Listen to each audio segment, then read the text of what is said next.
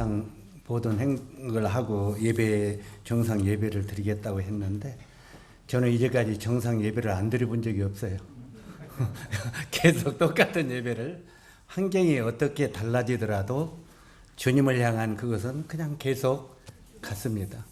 그래서 믿음은 모든 자의 것이 아니라고 성경에 한 내용이 나옵니다만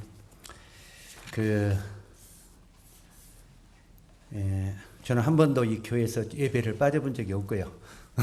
혼자라도 교회에서 예배를 드려야 당연한 거고 환경이 아마 어떻게 바뀌더라도 그 길은 계속 걷게 될 것입니다.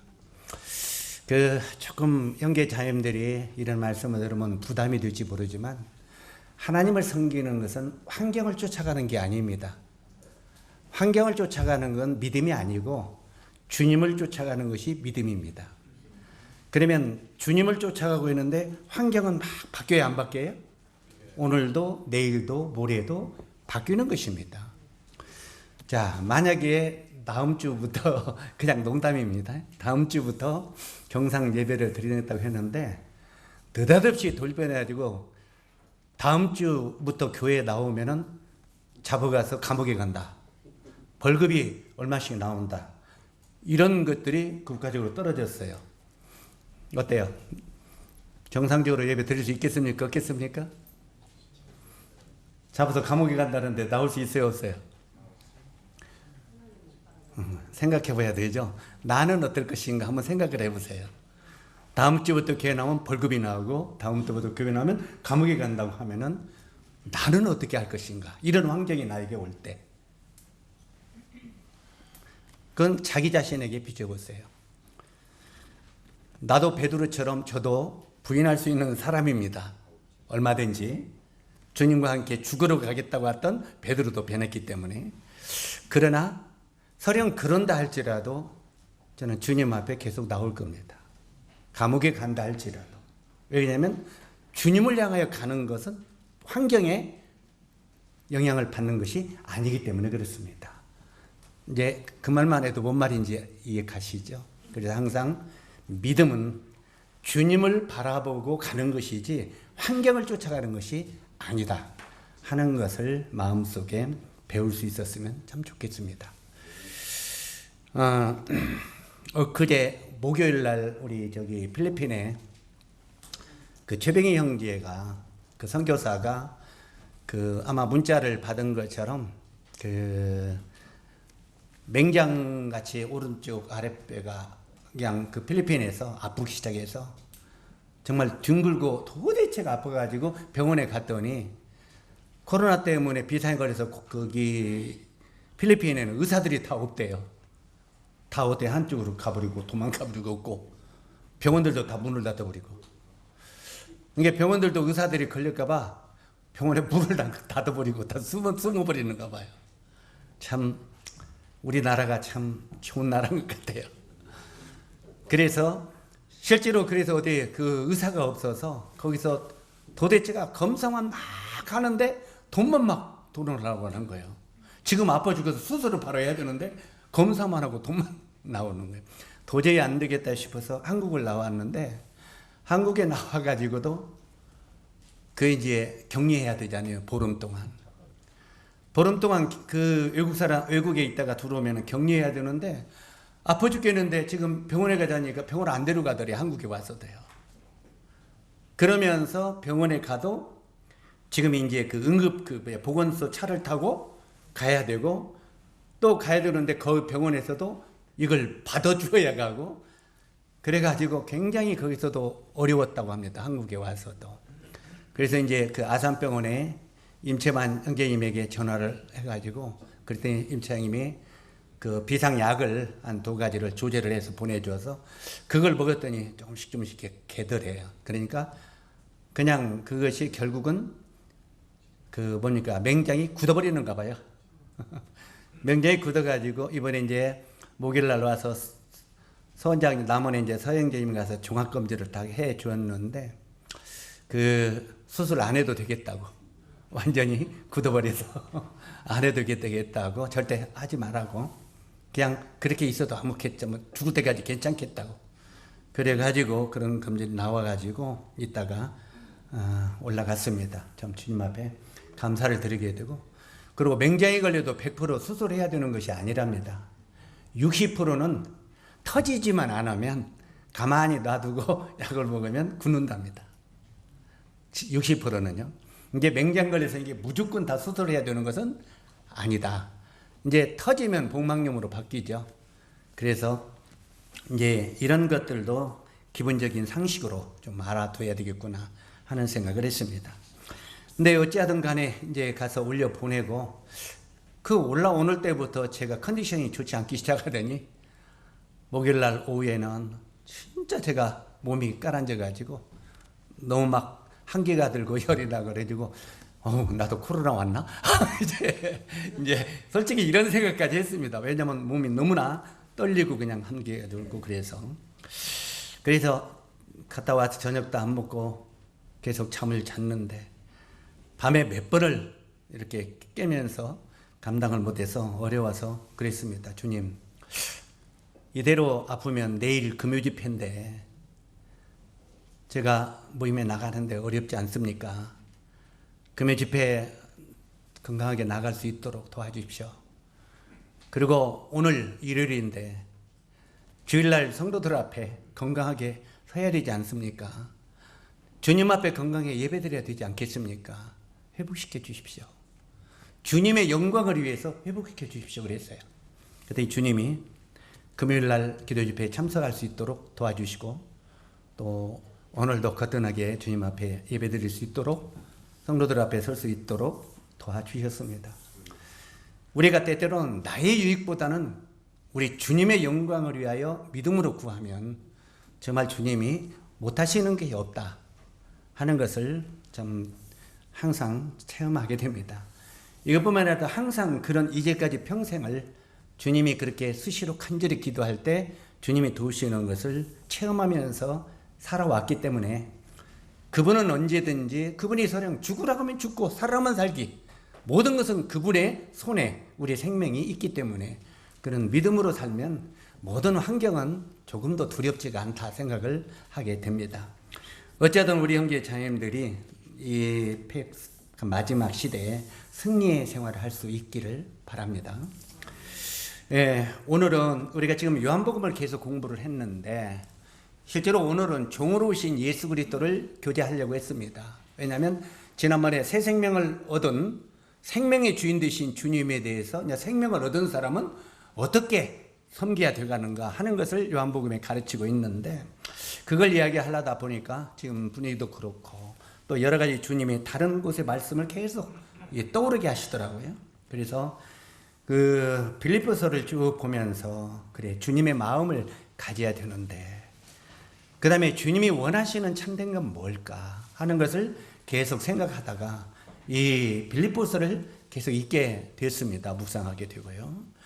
그래서 이제 그 빌립보서에 있는 오늘의 말씀을 좀 나누기를 원합니다.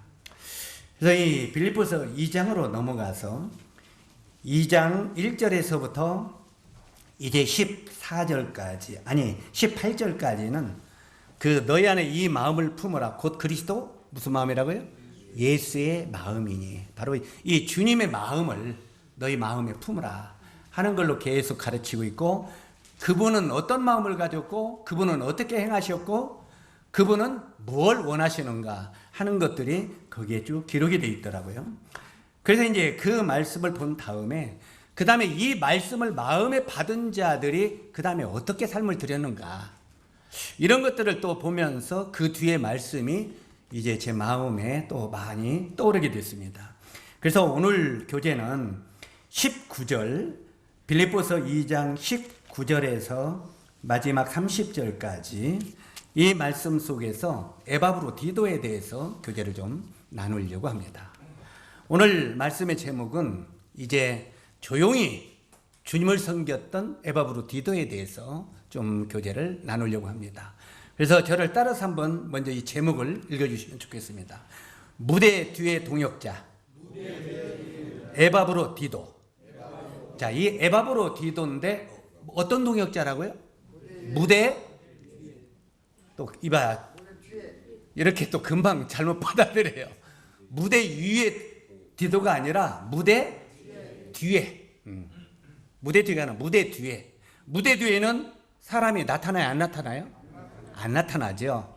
조용히 무대 뒤에서 섬기는 에바브로디도에 대해서 교제를 나누기를 원합니다. 이 표현은 한마디 한마디가 간절하고 애절한 표현을 이 짤막한 구절에 하고 있는 것을 우리가 알 수 있습니다. 바울에게 이 에바브로디도는 없어서는 안 될 존귀한 동역자였다는 말입니다.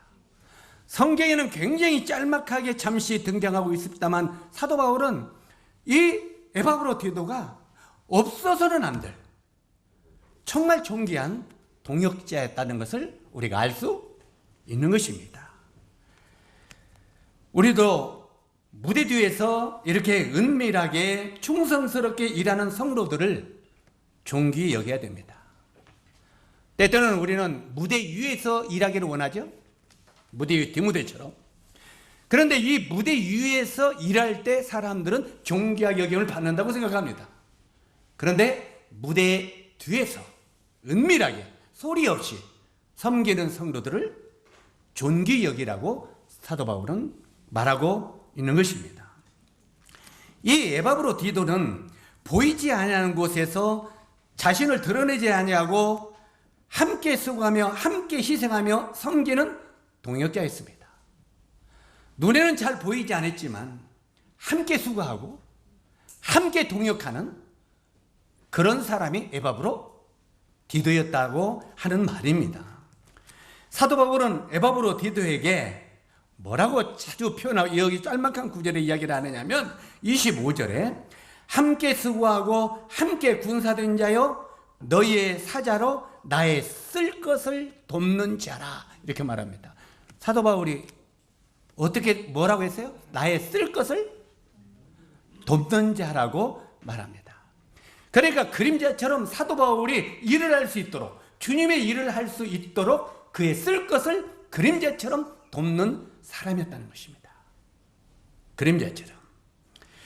예수님은 전도할 때 둘씩 짝지어 보냈습니다.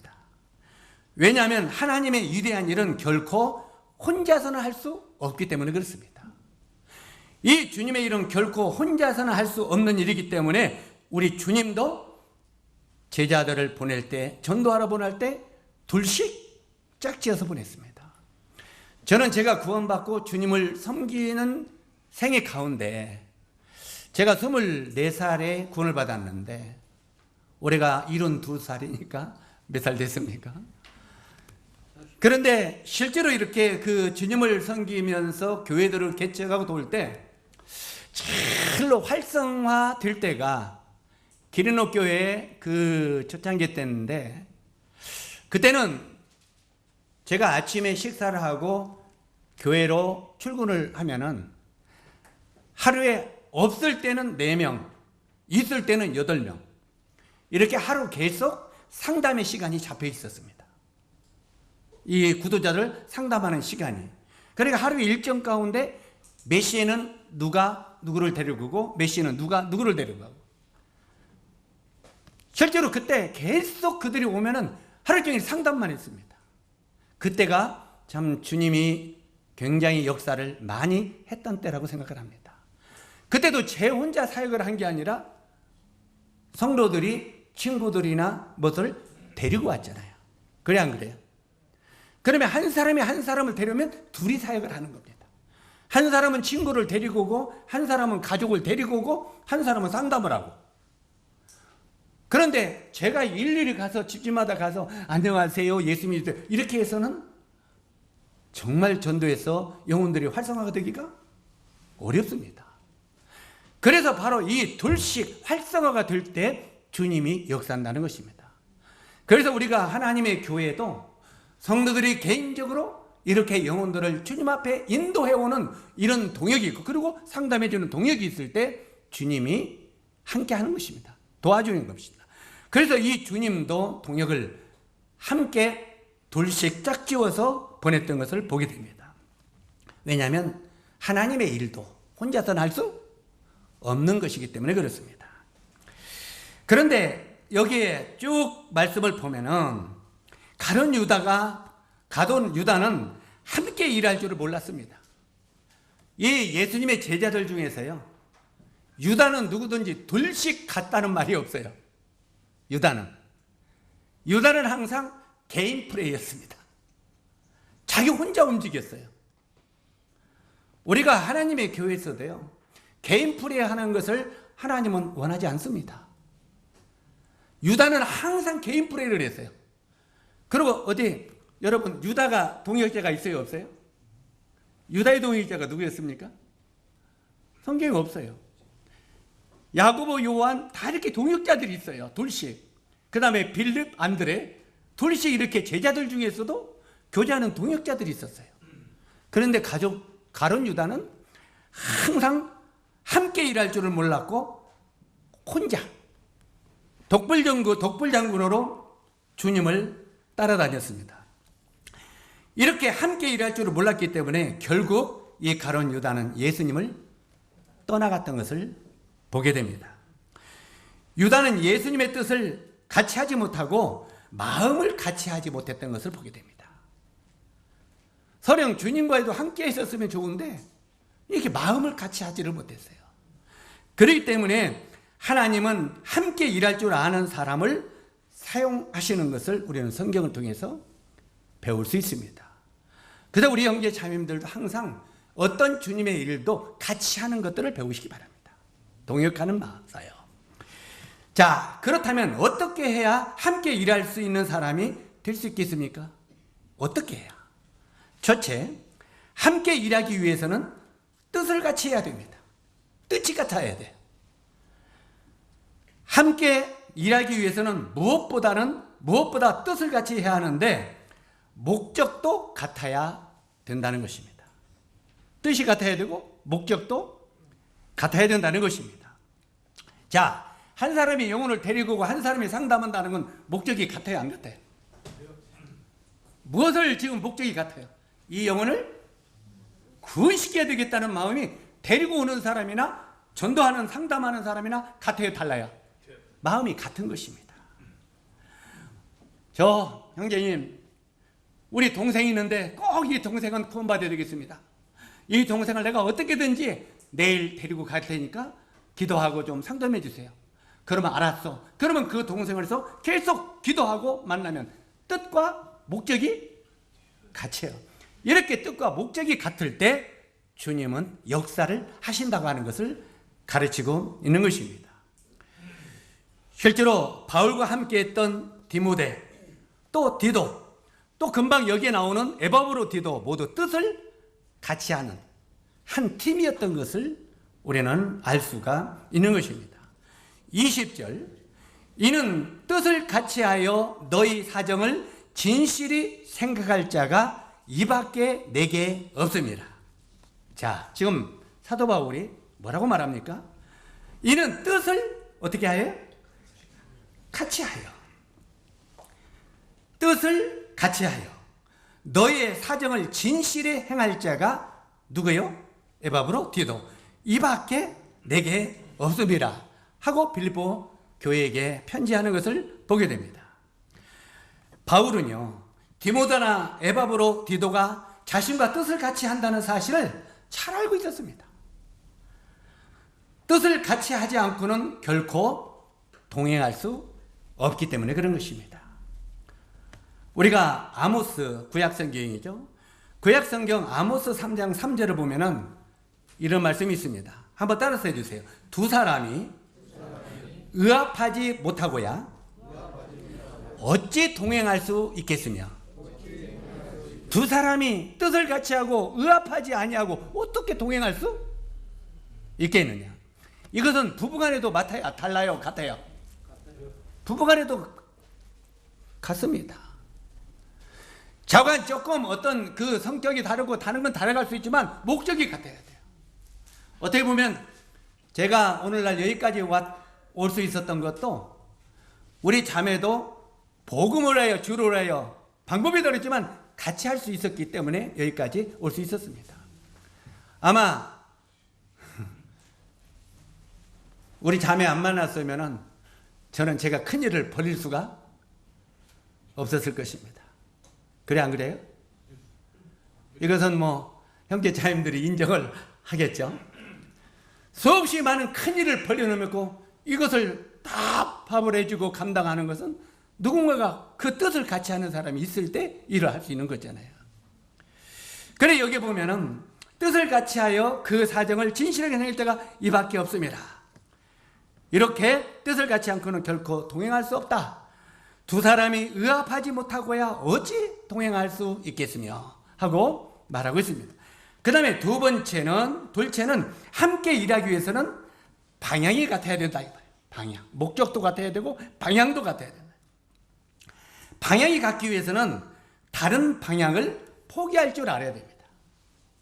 서령 부부간에도요, 뜻을 같이 하기 위해서는 둘이 방향이 달라요. 그러면 이 방향을 함께 하기 위해서는 하나가 포기를 해야 돼, 안 해야 돼요? 한쪽에 포기를 해야 됩니다. 그런데 우리들은 포기를 안 하려고 합니다. 포기를 안 하려고 하고 서로 내가 더 똑똑하고 내가 더 진짜인 것 같은 이야기를 합니다. 때때는 저도 주님 안에서 가끔 그런 걸 많이 봅니다. 제가 이제 어떤 주님 앞에 기도하고 어떤 계획을 세우고 혼자 곰곰이 먼저 생각합니다. 곰곰이 생각하다 이제 그 일을 시작하려고 하죠. 시작하려고 할 때 우리 예를 들자면 우리 영주 형제가 형님 그걸 합당치 않겠는데요? 이제 영주 형제 이거 이렇게 하면 좋지 않겠나? 합당치 않겠네? 의견을 펼 때 바로 툭 튑니다. 실제로 그 일을 행하기 위해서는 그 사람은 얼마나 많은 생각을 했겠어요? 주님 앞에 물어보고 어떻게 해야 좋을 것인가? 어떤 문제를 하나더라도 막상 전구따마 하나를 달는 것도 그냥 달자 이런 게 아니잖아요. 왜 전구따마를 저가 달아야 될 것인가? 무엇 때문에 또 저걸 어떻게 했으면 좋겠는가? 저걸 어떻게 활용하면 좋겠는가? 많은 생각을 합니다. 많은 생각을 하고 형제 거기서 이거 하나 하면 안 되겠어? 그거 합당치 않은데요? 해버리면은 의합이 됩니까? 안 됩니까? 서령 의합이 안 되면은 왜 그걸 하려고 했는데요? 그렇게 물어보면 더 안 좋겠어요? 그래 안 그래요? 그러면 무슨 침묵했겠어요? 그러면 형님 거기다가 이런 걸 첨가하면은 더 안 좋겠습니까? 오히려 거기 가는 길에 더 다른 걸 첨가해 주면 그 일이 더 잘 나가겠어요? 안 나가겠어요? 내가 이게 옳은 것 같은데 그렇게 하면 더 좋겠다. 그러면 그 의합을 해서 같이 가는 거잖아요. 목적을 향하여. 뭔 말인지 이해가십니까? 그럴 때 그 목적이 이루어지는 거예요. 그런데 내 뜻은 아니고 들려고 하면은 그 길은 같이 갈 수가 있어요, 없어요? 그래서 누가 어떤 일을 제시하고 어떤 그 목적을 향해 갔을 때는 그냥 내 생각은 어떻고 반대하죠. 그건 의합되는 길이 결코 아닙니다. 그래서 그 의합되고 한 방향으로 가기 위해서는 한 생각은 포기해야 되는 겁니다. 한쪽은 포기해야 돼요. 한쪽이 포기하지 않으면 결코 죽을 때까지 의합할 수 없다고 하는 것입니다. 두 사람이 의합하지 못하고야 어찌 동행할 수 있겠느냐. 그래서 이 일하기 위해서는 방향이 같아야 된다는 것을 알아야 되고, 방향이 같기 위해서는 다른 방향 하나가 포기할 줄 알아야 돼요. 오히려 거기다가 더 좋은 아이디어를 덮여주는 것이 좋다고 하는 것입니다. 자, 만남은 서로 바라보는 데서부터 시작됩니다. 우리가 서로 만날 때는 서로 쳐다 바라보는 데부터 시작되죠? 그래 안 그래요? 서로 바라보는 데부터 시작됩니다. 그러나 사랑은 서로 한 방향을 바라볼 때 싹이 트는 것입니다. 자, 이 말이 좀 어렵습니까? 다시 설명할게요. 만남이라고 하는 것은 서로 바라보는 데서부터 시작합니다. 그런데 사랑은요, 한 방향을 서로 바라볼 때 싹이 틉니다. 우리가 서로 한 그 연인을 만날 때도 그래 안 그래요? 처음에 연인을 소개받아서 만났어요. 만나가지고 바로 결혼하자 이럽니까? 어떻게 합니까? 이제 나는 우리 요즘에 젊은 청년들은 어떻게 프로포즈를 하는지 잘 모르겠어요.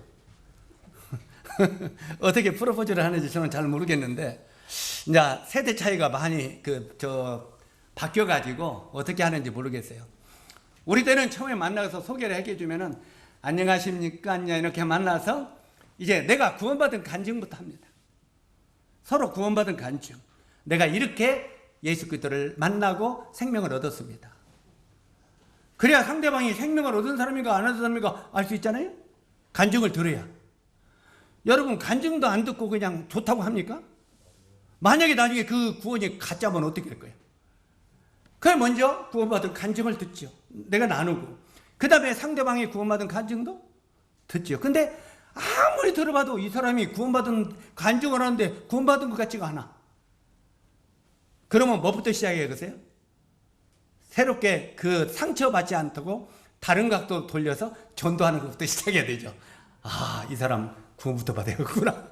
아직 아닌 것 같은데. 그러면 그걸 확증시키기 위해서 또 시작했죠. 근데 이제 나중에 그 사람이 구원받은 것을 서로 피차 때, 그 다음에 어떻습니까? 목적을 이야기해야죠. 나는 이제 이렇게 구원받고 주님 안에 들어왔는데 앞으로 내 삶을 이렇게 살기를 원합니다. 여기 에바브로 디도처럼 나는 조용히 무대 뒤에서 그림자처럼 조용히 이렇게 섬기기를 원합니다. 이것도 자기 목표의 간증이 아니에요? 자기 목표의 간증이죠. 그러면 상대방의 그런 간증을 듣고 상대방 여자는 나는 무대 위에서 일하기를 좋아하는데요. 에바브로 때는 나는 무대 뒤에서 일하기를 좋아하는데요. 이렇게 내가 마음에 생각하고 정했습니다.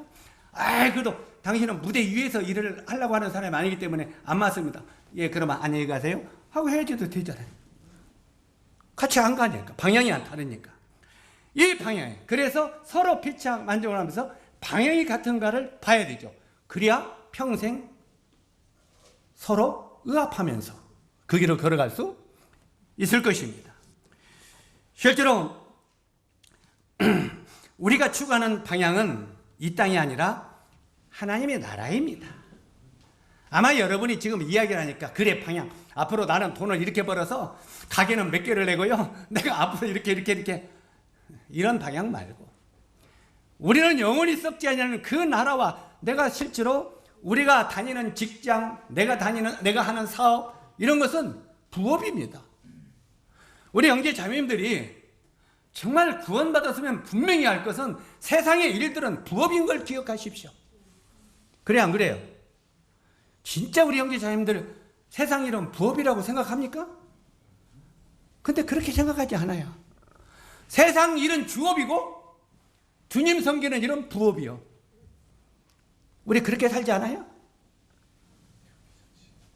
많은 우리 마음속에 그렇게 삽니다. 그래서 내가 세상 일을 위해서는 기꺼이 주님의 일을 버리고 포기할 수 있는 이런 삶을 살지 않습니까? 실제로 이 하나님의 나라를 향하여 가는 길이 나의 주업임을 알아야 돼요. 그리고 내가 가지고 있는 직장, 내가 가지고 있는 사업, 이 모든 것은 부업임을, 이 일을 위하여 도와주는 부업임을 마음속에 정해야 되는 것입니다. 그 나라와 그 의가 먼저입니다. 성경은 그렇게 말합니다. 너희는 먼저 그 나라와 그 의를 구하라. 이게 주업이 돼야 돼요. 그리고 그래 하면은 이 모든 것을 너에게 더하시리라. 이게 부업이 돼야 돼요. 그리고 우리가 그 주업을 목표를 향해서 분명히 믿음으로 나가면 주님이 부업을 축복하시는 것입니다. 그런데 우리들은 주업은 망각하고 부업을 축복해 달라고 기도만 해. 그러니 너는 그거 축복이 되면 다 떠나버리겠다. 주님 알아요? 몰라요? 이미 신명기 8장에 그 답을 주님이 말하고 있지 않았어요?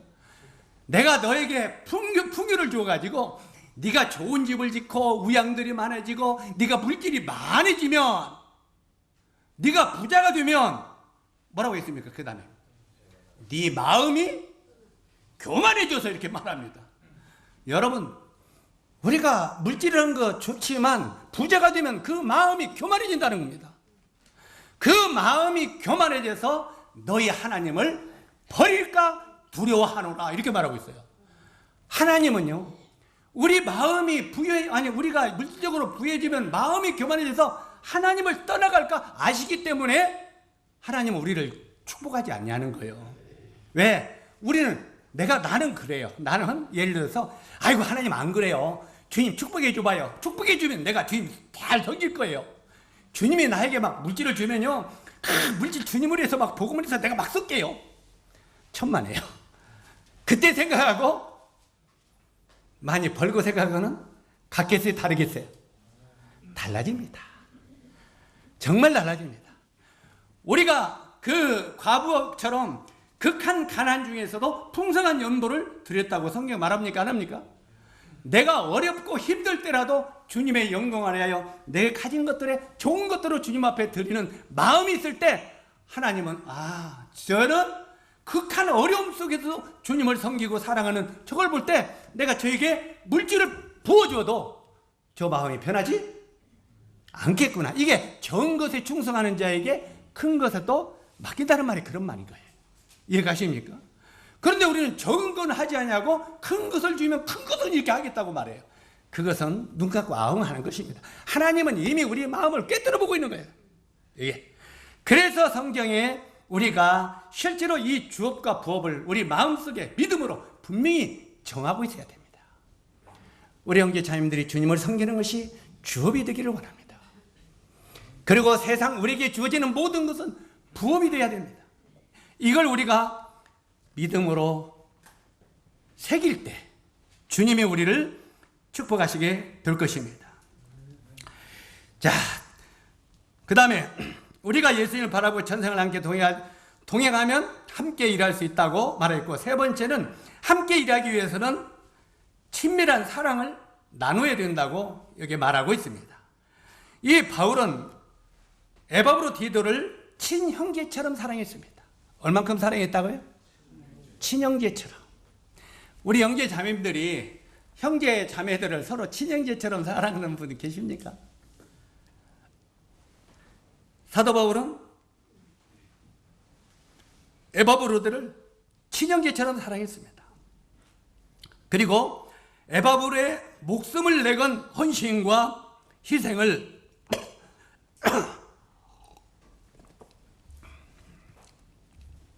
바울은 사랑했습니다. 에바브로를. 그리고 그가 병들어 죽게 되었을 때에도 변함없이 사랑하고 간절히 에바브로디도를 위해서 기도했습니다. 진짜 자기 몸처럼 기도했습니다. 자기 몸이 아픈 것처럼. 우리가 여기에 2장 26절과 27절을 한번 어느 분 읽어주시면 좋겠습니다. 2장 26절과 27절. 그가 너희 무리를 분명히 사모하고 자기가 병든 것을 너희가 들은 줄을 알고 심히 근심한지라. 그가 병들어 죽게 되었으나 하나님이 그를 긍휼히 여기셨고 그뿐 아니라 또 나를 긍휼히 여기사 내 근심 외의 근심을 면하게 하셨느니라. 예, 여기 보면 사도 바울이 에바브로디도를 어떻게 사랑했는가가 아주 상세하게 기록되어 있습니다. 바로 이 진정한 친구란 기쁨과 슬픔을 함께 지고 가는 사람입니다. 진정한 친구는 기쁨만 함께 지고 가는 게 아닙니다. 기쁨과 슬픔을 함께 지고 가는 사람이 진정한 친구입니다. 이 에바브로는요, 함께 동행할 줄 알고 함께 일할 줄 아는 어떻게 보면 굉장히 겸손한 사람이었습니다. 바로 이 에바브로디도는 자기 자신의 한계를 잘 알고 있었습니다. 자기가 이렇게 무대 위로는 나갈 수 없는 사람인 걸, 자기 한계를 너무 잘 알고 있었어요. 그리고 다른 사람의 능력을 인정할 줄 아는 사역의 원리를 아는 사람이었습니다. 사역의 원리. 사역의 원리가 뭡니까? 내가 못하는 부분을 하는 사람이 있으면 그를 일할 수 있도록 뒤에서 도움으로 말미암아 함께 일하는 동역자가 사역의 원리를 아는 사람입니다. 많은 사람들이 하나님을 위해서 일한다고 하지만 정작 하나님과 함께하는 것은 싫어합니다. 하나님과 함께 일한다고 하는데 함께하는 걸 싫어해요.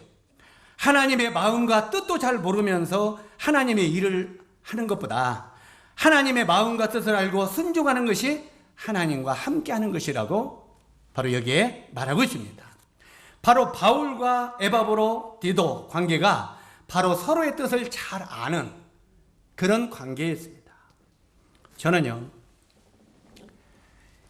이 다음 단계로 내려가기 전에 저도 이 말씀을 쭉 보면서 사도 바울이 에바브로티도를 이렇게 함께하는 사람으로 알고 있는데,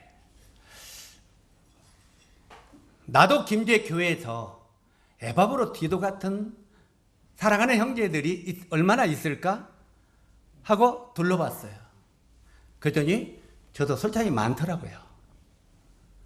에바브로티도 같은 정말 친밀한 형제들이 굉장히 많아요. 실제로 이런 말은 좀 조심스러운 말입니다만, 제가 이제 외부에 가면은 저한테 이런 말을 많이 해요. 제가 이 아무것도 없지만 그래도 나름대로, 참 이거 부끄러운 이야기지만 그래도 어떤 누구를 통해서든지 많이 돕는 사람, 저는 제가 받는 것보다 많이 돕는 사람입니다.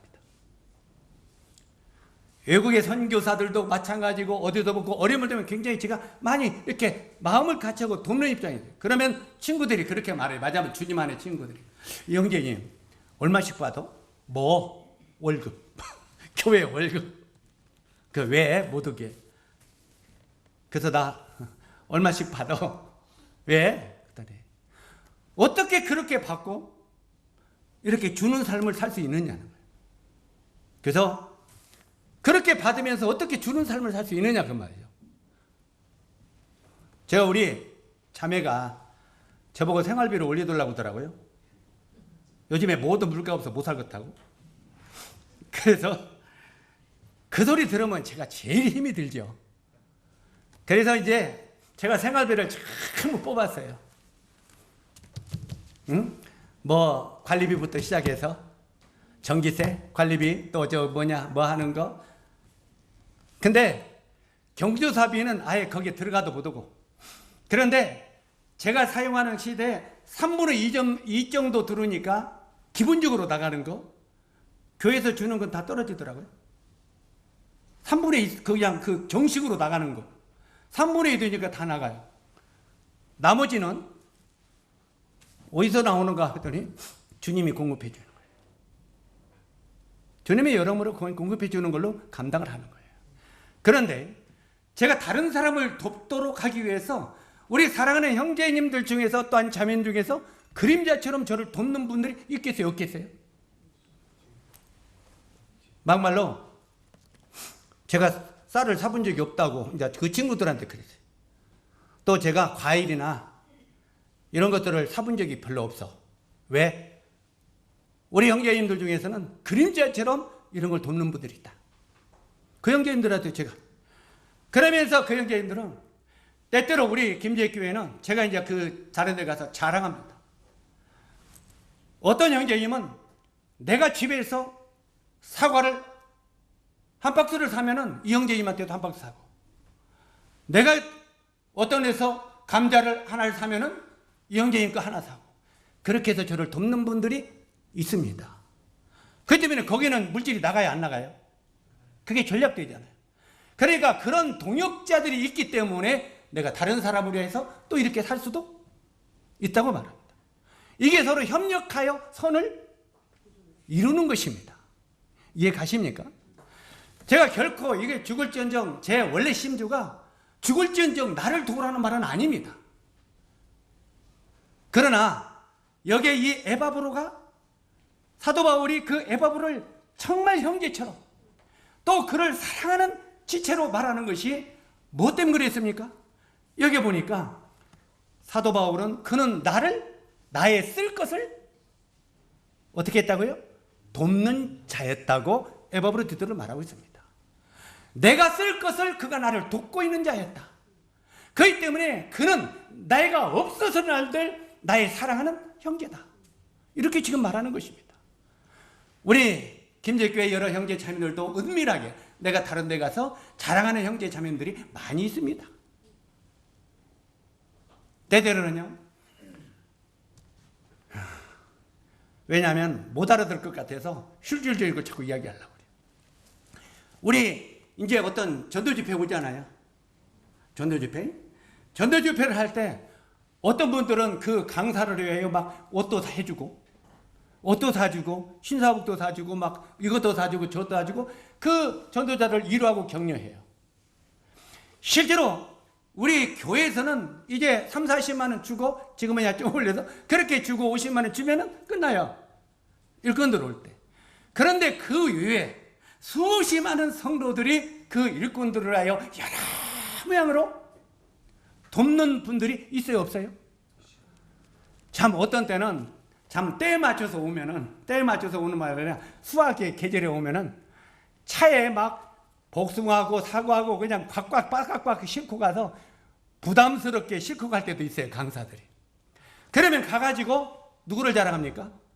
김제교회를 자랑하는 거예요. 정말 김제교회 사랑이 넘치는 성도들이다 하고 그들이 자랑하는 거예요. 그러면 이제 그런 것들이 그렇게 자랑하고 김제교회를 자랑하면은 우리가 같이 영광을 받아야 안 받아요? 같이 받는 겁니다. 교회 모든 식구들이 함께 주님 앞에 영광을 받는 것입니다.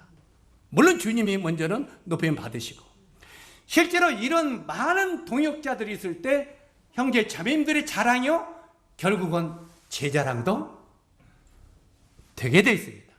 형제 자매님들이 많은 사랑으로 넘치게 일꾼들이라 그런 데 섬길 때 나중에 돌아오는 것은 제 칭찬입니다. 어떤 칭찬이 오겠어요? 아이고, 김제교회 형제님들 성도들 잘 가르쳤어. 사랑이 넘치는 그냥 교회를 잘 가르쳤어. 그럼 나는 돔으로 올라가요, 안 올라가요? 예? 진짜 나는 돔으로 올라가는 거예요.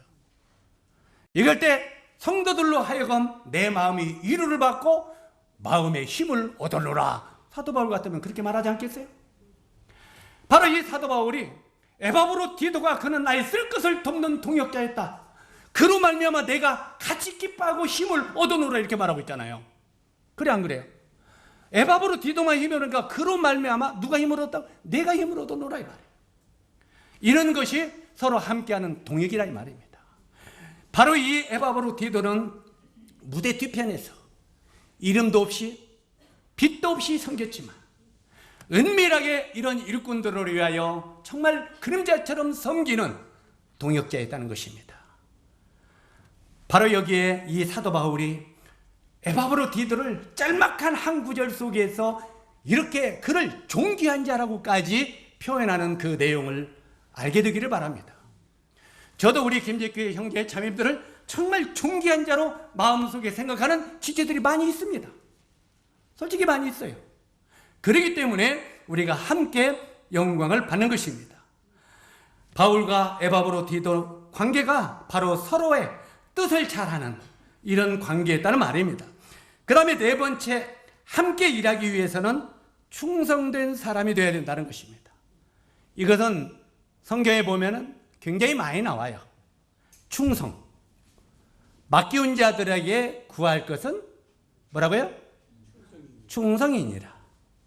사랑하는 형제 자매 여러분, 우리가 어떤 일을 맡았을 때 그 맡은 일에 충성할 줄 아는 형제 자매들이 되었으면 좋겠습니다. 충성이라고 하는 말은요, 기분대로 하는 것이 아닙니다. 기분이 좋을 때는 하고 기분이 나쁠 때는 않고, 이건 충성이 아닙니다. 아까 이 믿음도 환경을 쫓아가는 것이 아니라 주님을 쫓아가는 것처럼 바로 충성도 주님 앞에 행하는 것입니다. 그냥 내가 기분이 좀 안 좋으면 그냥 다 안 해버리고 그냥 지옥까지 갈 것 같은 마음이고, 기분이 좀 좋으면 그냥 막 하고, 이건 충성이 결코 아닙니다. 충성은 환경이 어떻게 변해도, 내 기분과 상태가 어떻게 되어도 주님의 일을 맡은 일에 충성하는 자가 주님은 충성스러운 자라고 말한다고 하는 말입니다. 그래서 함께 일하기 위해서는 충성된 사람이 되어야 된다고 말하는데, 우리가 구약성경 시편 101편 6절을 보면은 이렇게 말씀이 기록되어 있습니다.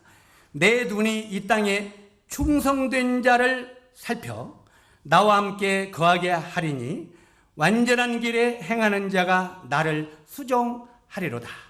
우리 주님이 이렇게 말합니다. 자, 다시 반복합니다. 내 눈이 이 땅에 충성된 자를 살펴 나와 함께 거하게 하리니, 이렇게 말합니다. 하나님이요. 하늘에서 이 땅을 수두리 살피면서 어떤 자가 과연 충성스러운 자인가를 살핀다는 것입니다. 그리고 그 충성스러운 자를 살펴서 나와 함께 거하게 하신다는 것입니다. 그 다음에 완전한 길에 행하게 하는 자가 나를 수종하리로다. 디모데후서 2장 2절에 보면은 또 내가 많은 증인들 앞에 내게 들은 바를 충성된 사람들에게 부탁하라 하고 말합니다. 다시 반복합니다. 또 내가 많은 증인들 앞에서 내게 들은 바 충성된 사람들에게 부탁하라. 충성되지 아니한 사람들에게는 어떤 일을 부탁할 수가 있어요, 없어요? 교회에서도 마찬가지입니다. 어떤 일을 맡기는 아이 바빠요. 아이 나는 어때요? 그런 사람에게는 어떤 일을 맡길 수가 없습니다. 주님의 이런 충성된 사람들을 들어서 쓰시고 그를 존귀한 자로 여기신다는 것입니다. 이게 성경입니다. 그 다음에 뭐라고 말합니까? 충성된 사람에게 부탁하라. 저희가 또 다른 사람을 가르칠 수 있으리라. 충성된 사람이 다른 사람을 가르칠 수 있다는 것입니다. 우리 형제 자매님들이요, 내가 주님 앞에 정말 완벽할 수는 없지만 충성스럽다고 생각하지 못할 때는 다른 사람을 가르칠 수 있는 자격이 없다는 것입니다.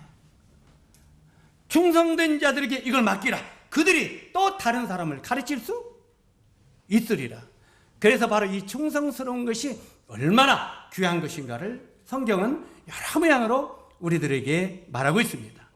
또 고린도전서 4장 1절, 여기는 아까 말씀드린 것입니다만 사람이 마땅히 우리를 그리스도 일꾼이요 하나님의 비밀을 맡은 자로 여길지어다. 그리고 맡은 자들에게 구할 것은 충성이니라. 이렇게 말하고 있습니다. 바로 이렇게 하나님은 충성된 자를 부르시고 충성된 자를 사용하신다고 말하고 있는 것입니다. 그 다음에 누가복음 16장 10절에 보니까 지극히 작은 것에 충성된 자는 큰 것에도 충성되고 지극히 작은 것에 불의한 자는 큰 것에도 불의하니라. 이렇게 말하고 있습니다. 바로 성경은 이만큼 우리들에게 적은 일에 우리가 맡고 있는 일이 있다 하라도 이것을 충성스럽게 하는 것은 중요하다는 것입니다. 여러분, 청소를 맡은 거, 어떤 그 조그마한 걸 맡은 것도 그 일에 충성스럽게 행해야 된다는 것입니다. 그런 자들을 주님은 굉장히 큰 것도 맡긴다고 말합니다. 이제 마지막으로 에바브로디도는 죽기까지 충성한 사람입니다. 왜 나는 사도 바울이 에바브로디도를 이렇게 존귀한 자로 여길 때까지 이렇게 사랑했을까? 왜 이렇게 사랑했을까? 사도 바울이 그것을 자세히 보니까 에바브로디도는요 죽기까지 충성한 사람입니다. 에바브로디도가요.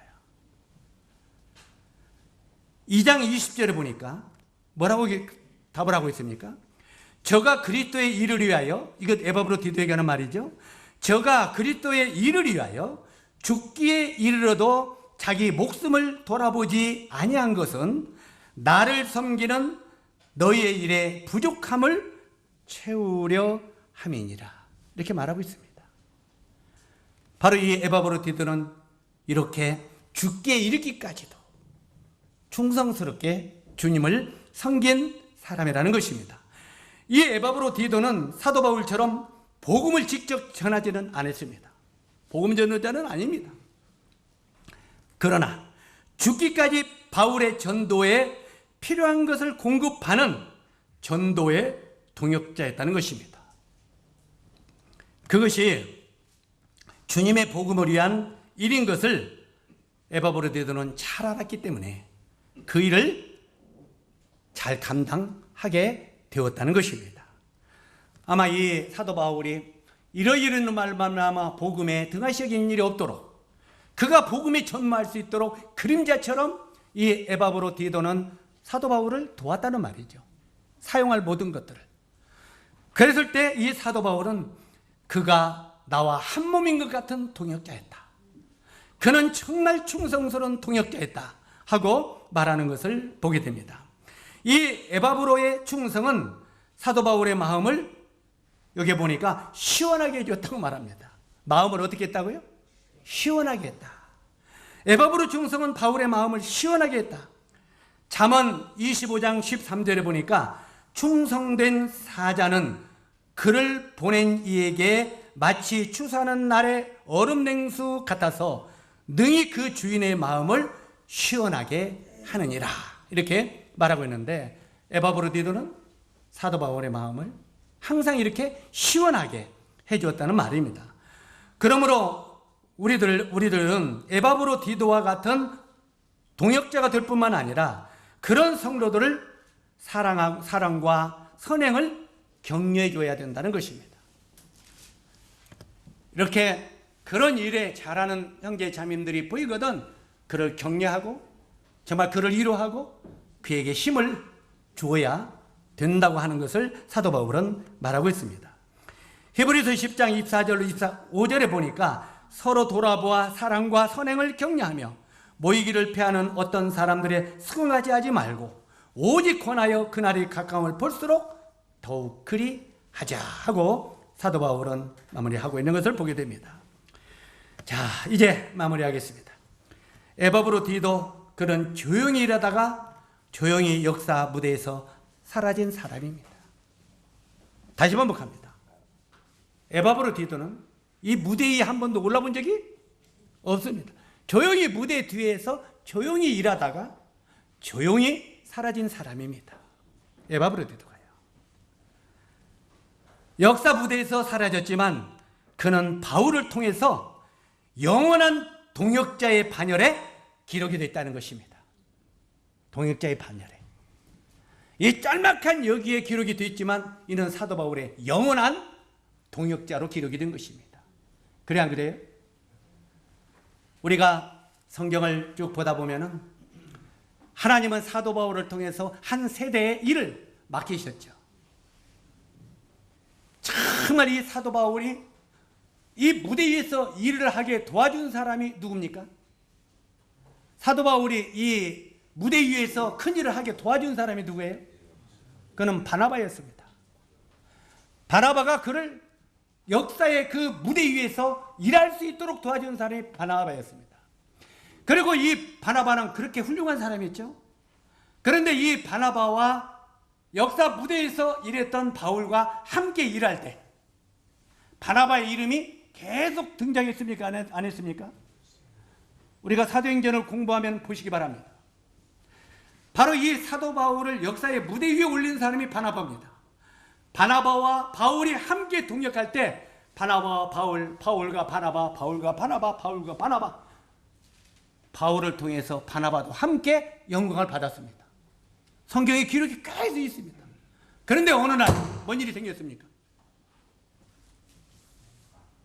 바나바의 조카 마가 때문에 다퉜어요? 안 다퉜어요? 다퉜습니다.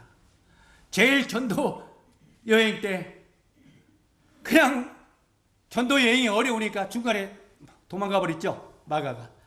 성경에 보니까 마가는 훌륭한 사람입니다만 나중에는 굉장히 경험을 통해서 훌륭한 사람이 됐어요.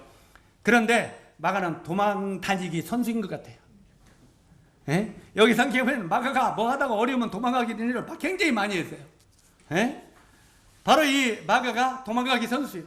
그래서 전도여행 갔다가 힘들으니까 도망가 버렸어요. 핍박받으니까. 2차 전도여행 때 아마 1차 전도여행 때 그 어려울 때 핍박받을 때 도망간 마가가 바울의 마음속에는 어려웠던 것 같아요. 아유, 저 형제는 함께 어려운 데까지 충성스럽게 갈 형제가 아니구나 이렇게 생각했던 것 같습니다. 그래서 두 번째 전도여행 때 마가를 안 데려가려고 했죠. 그러니까 이제 바나바는 어땠습니까? 데려가자고. 그래가지고 둘이 막 변론을 했습니다. 싸웠어요. 바나바와 바울이 막 역사 무대에서 싸웁니다. 다퉜어요. 그러다가 화해를 하지 못하고 갈라져 버렸어요. 어떻게 됐습니까? 바나바는 자기 조카 마가를 데리고 떠나가고 바울은 실라를 데리고 떠났습니다. 그때부터 바나바와 바울이 다른 길을 걷습니다. 저는 그 뒤에 바나바가 주님의 일을 안 했다고 믿지 않습니다. 죽을 때까지 바나바도 일을 했다고 믿습니다. 그러나 성경의 역사 위에는 바나바의 이름이 그때부터 있어요, 없어요? 흔적도 없이 사라집니다. 그때부터는 바울과 신라가 무대를 장식합니다. 바로 이 하나님께서는 한 사람들을 선택해서 한 세대 일을 계획하고 계시다는 것입니다. 그래서 그 계획하는 그 세대와 함께 동역하는 것일 때 바로 그 이름도 같이 영광스럽게 드러난다는 것입니다. 이해 가십니까? 실제로 물론 우리 형제 자매들이 은밀히 일하는 거 주님이 다 기억하십니다. 정말 기억하십니다. 그러나 그걸로 상급을 하나님이 주십니다. 그러나 하나님이 한 세대의 한 부분에 이완성이라는 전도자를 끌어서 교회를 일을 하게 했다면 그와 함께 동행할 때, 동역할 때 그 이름도 바로 여기 에바브라 디도처럼 드러난다는 것입니다. 왜요? 우리 용재 형제가 아무리 박영님이 아무리 혼자 은밀히 한다고 주님은 알아요. 사람들은 몰라요. 그래 안 그래요? 그래 이제 저와 함께 동역할 때 저기 용재 형제가 김재규 형제요? 저기 박재희 형님이 김재규 형제요? 그렇구나. 자, 우리 참 제가 술집이라 좀 안 좋습니다만 그래도 외부에서 오거나 외국에서 오거나 보다 보면 항상 술집 가요, 안 가요? 강남에서 술집이라는 게 이상한 소리지만 그 구경으로 간다 이 말이에요. 야, 그걸 하니까 항상 거기 가서 형제님의 사랑을 받고 그런 사람들은 이야기를 해요, 안 해요? 하는 거예요. 저 형제님이 김재규 형제구나. 같이 일할 때 저 양반이 저런 분이었구나. 이랬을 때 함께 역사의 무대 위에 올라가게 된다는 말입니다. 이 말이 이해가 될지 모르겠습니다만 에바브로 디도가 그는 자기 혼자 어떤 무대에 드러난 사람이 아니었고 무대 뒤에서 조용히 은밀하게 일하는 사람이었지만 사도 바울과 함께 그 연약한 몸을 함께 동역하고 함께 섬길 때 바로 이 에바브로 디도가 사도 바울의 그 역사의 페이지 속에 놀랍게 한 페이지를 장식하면서 드러나게 됐다는 말입니다. 아멘. 우리들도 실제로 이 역사 한 페이지에 이 에바브로 디도처럼 서령대가 무대 뒤에서 조용하게 일하도 그 자리에서 충성스럽게 주님의 영광을 위하여 교회를 위하여 일할 때 주님이 그 이름을 기억하실 거라는 겁니다. 그리고 그에게 축복이 따른다고 하는 것을 잊지 마시기 바랍니다. 다시 반복합니다만 그의 바울을 통해서 영원한 동역자의 발에 기록되게 됐는데 여기에 이 에바브로 디도 이야기가 우리 형제 자매들에게 축복이 되기를 바랍니다. 내가 특별한 은사가 없어. 내가 특별하게 잘난 사람도 아니야. 그러나 내가 한 부분에 교회의 일을 위하여 함께 동역자가 됐을 때 바로 그 이름이 영광스러운 존귀한 자로 드러나게 되는구나. 이것들을 마음속에 배우게 되기를 바랍니다. 기도하겠습니다. 은혜로우신 아버지 하나님, 참 주님이 이 에바브로 디도를 향해서 우리들에게 교훈하시는 의미가 무엇인지를 생각하게 되며 감사를 드립니다. 그가 연약한 자요, 그가 무대 뒤에서 조용히 일하는 사람이었지만 그의 충성과 그의 신실함이 바로 사도 바울은 그를 존귀한 자로 표현했고 그가 존귀한 자로 우리 삶 속에 드러난 것을 보게 됩니다. 우리가 세상에서 가진 것이 없고 연약한 자이지만 우리들도 주님 앞에 존귀한 자가 되도록 주님이 축복하시기를 원합니다. 우리가 무대 전방에 드러나지는 않았지만 항상 정말 이 복음에 함께한 동역자로서 정말 존귀한 일꾼의 단열에 들어갈 수 있는 성도들이 되도록 도와주시기를 원합니다.